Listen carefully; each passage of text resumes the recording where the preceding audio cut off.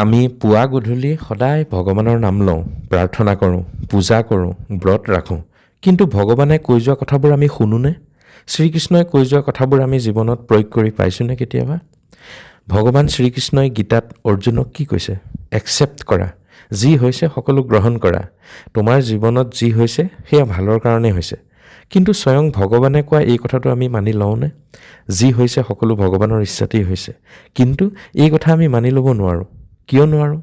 আমি ভগৱানৰ মন্দিৰ বনাইছোঁ, পূজা কৰিছোঁ, ব্ৰত কৰিছোঁ, সকলো কৰিছোঁ। কিন্তু ভগৱানে আমাক যি কৰিবলৈ কৈছে সেয়া আমি কেতিয়াও কৰা নাই। শ্ৰীকৃষ্ণই কৈছে শোক নকৰিবা, কিন্তু আমি কাৰোবাৰ মৃত্যুত ইনাই বিনাই কান্দিছোঁ, শোকত মজিছোঁ। শ্ৰীকৃষ্ণই কৈছে যি হৈছে ভালেই হৈছে, সকলো মোৰ ইচ্ছাত হৈছে।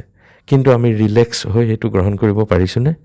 ব্যৱসায়ত কেতিয়াবা লোকচান হ'লে, কাৰোবাৰ কেঞ্চাৰ হ'লে আমি ভাবি পাইছোঁনে যে ভালেই হৈছে, এয়া ভগৱানৰ নিৰ্দেশতেই হৈছে?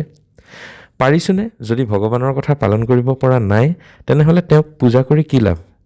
শ্ৰীকৃষ্ণইতো ক'তো কোৱা নাই মোৰ মূৰ্তি বনাই পূজা কৰা বুলি। ভগৱান শ্ৰীকৃষ্ণই গীতাত কৈছে, মই কাৰোৰে ভাগ্য নিলিখোঁ। মানুহে নিজৰ ইচ্ছা আৰু কৰ্ম অনুসাৰে নিজৰ ভাগ্য নিজেই নিৰ্ধাৰণ কৰে। তেনেহ'লে কিবা এটা হ'লেই আমি ভাগ্যৰ লিখন বুলি কিয় বহি আছোঁ? ভগৱান ৰামচন্দ্ৰই কৈছে অহংকাৰ নকৰিবা। অহংকাৰে ধন, গৌৰৱ, বংশ ধ্বংস কৰে।